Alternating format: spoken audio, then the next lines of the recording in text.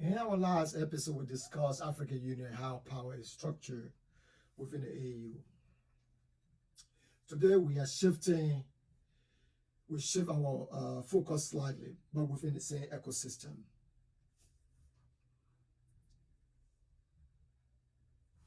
Because if we truly want to understand African geopolitics, we cannot just look at the African Union alone.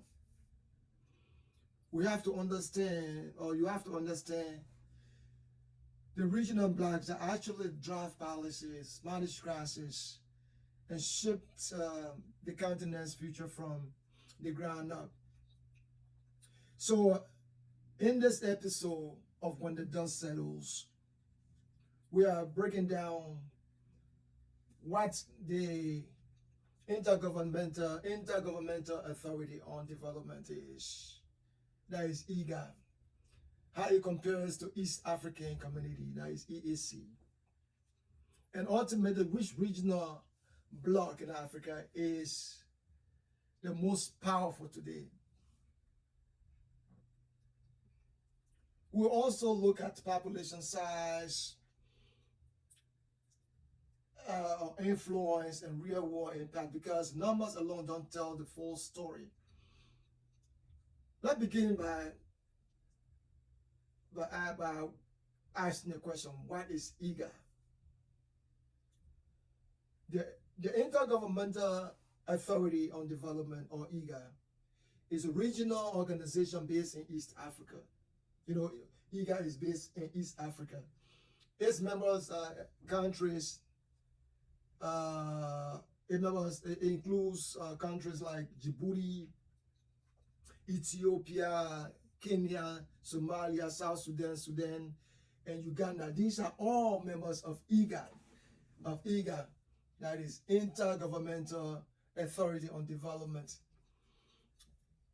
Igad was originally created in 1986 as the Intergovernmental Authority on Drought and Development, focused on one major issue: drought and environmental crisis. We all talk about the environment today, environmental crisis in the Horn of Africa. But then by 1996, however, the region's challenges has evolved. So Igad expanded its mandate to include peace and security, economic cooperation, and regional integration. So, like we talked about the African Union before 2002, it changed from the Organization of African Unity to AU.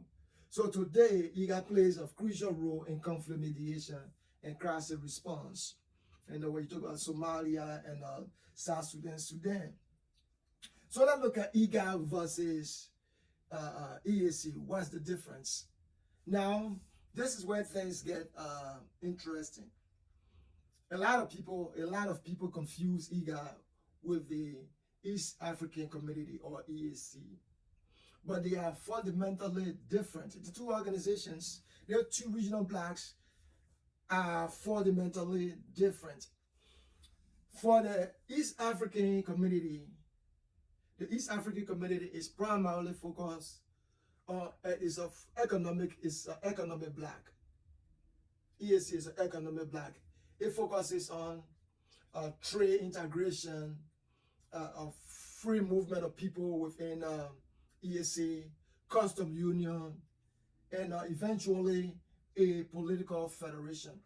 So think of the EAC as Africa's version of the European Union, at least in ambition.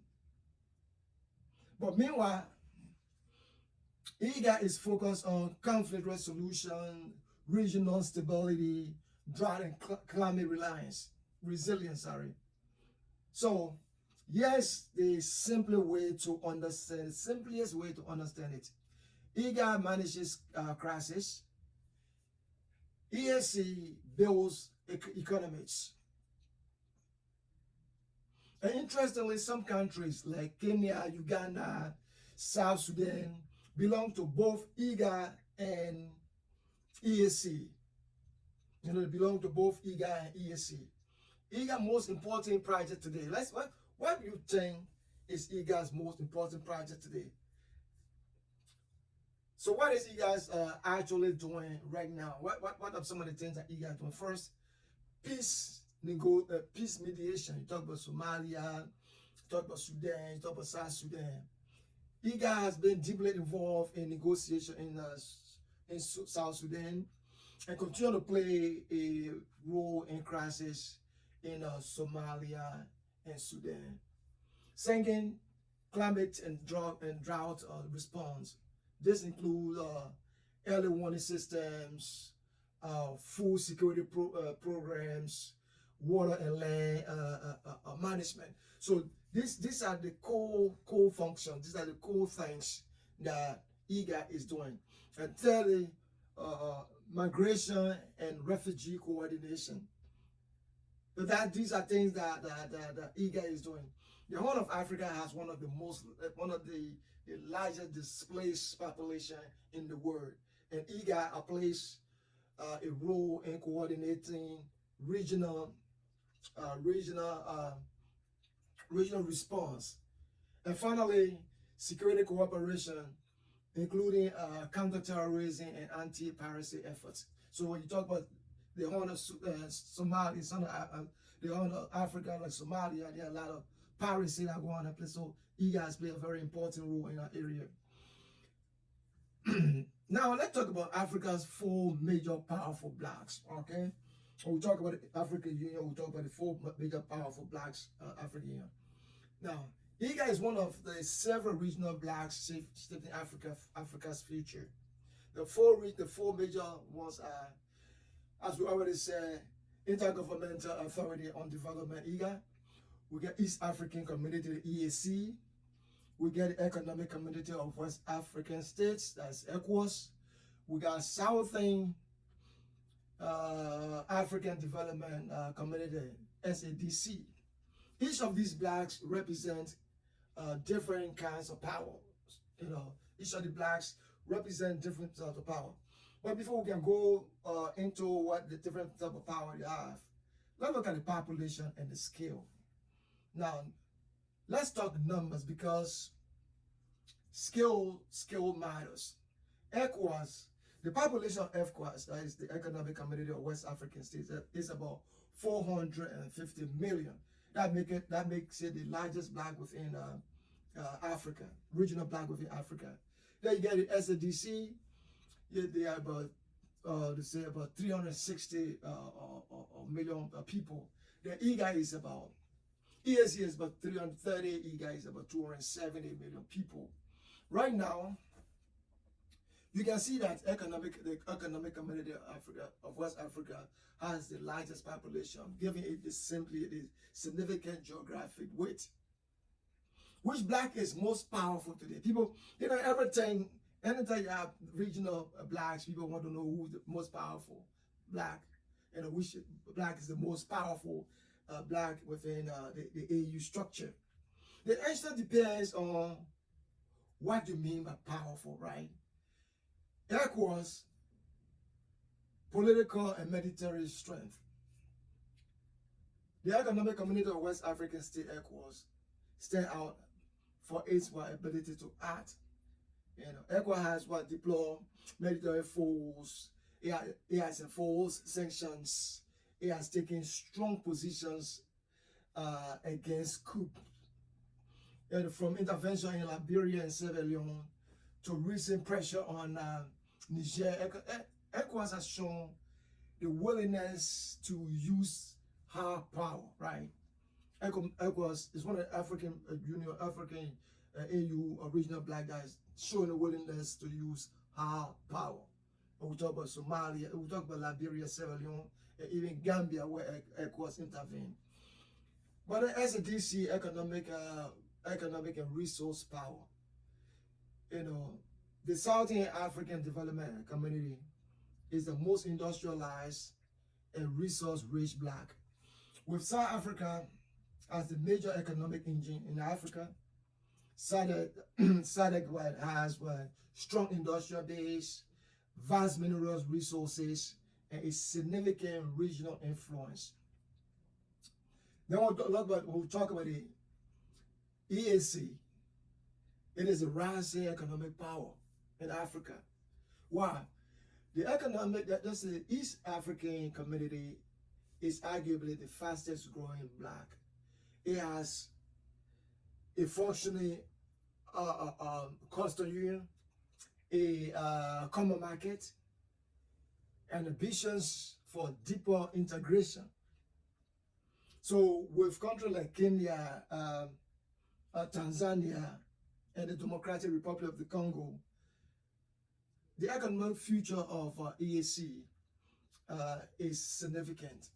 So in a nutshell, right? In a nutshell, as we explain what the regional organization do under the African Union, Igad would consider them as the crisis manager. Igad remains essential but was specialized. It plays a very crucial role in stabilizing one of the most volatile regions in the world. But compared to other regional blocs, its influence is more focused than abroad. Well, final analysis. So, which bloc is the most powerful? Here's the reality from my perspective, right? Ecowas leads on political and military influence. Sadc leads on economic and industrial strength. EAC leads on future growth and integration. Igad, that is EGAD, leads on security and crisis responses. There is no single dominant bloc. Instead, Africa's power is distributed across regions, such as each playing a different role. So, and that brings us to the bigger picture, right? That brings us to the bigger picture. Africa's regional system is not unified. It is fragmented by function. Different blocs handle different responsibility. Security in one region, trade in another region, development elsewhere, and somewhere else. All under the broader umbrella of the African Union. All under the broader umbrella of the African Union. So as we first started, if you want to understand the African Union, you got to understand this regional bloc. So we did our first episode on the African Union. Now we try to explore these regional bodies under the African Union.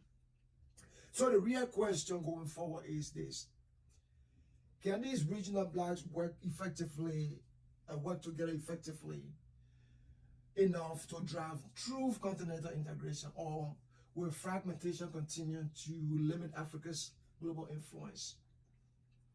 So these are things. Those are all for the African Union and these regional blocs. We'll be looking how these regional blocs work, how to work together to integrate Africa more. Folks, if you found this breakdown meaningful, make sure to follow When the Dust Settles, WDS, for more in-depth analysis on African politics and global affairs. Because when the dust settles, the real story is always beneath the surface. Until next time, my name is Pico Conway. Stay safe. Bye for now.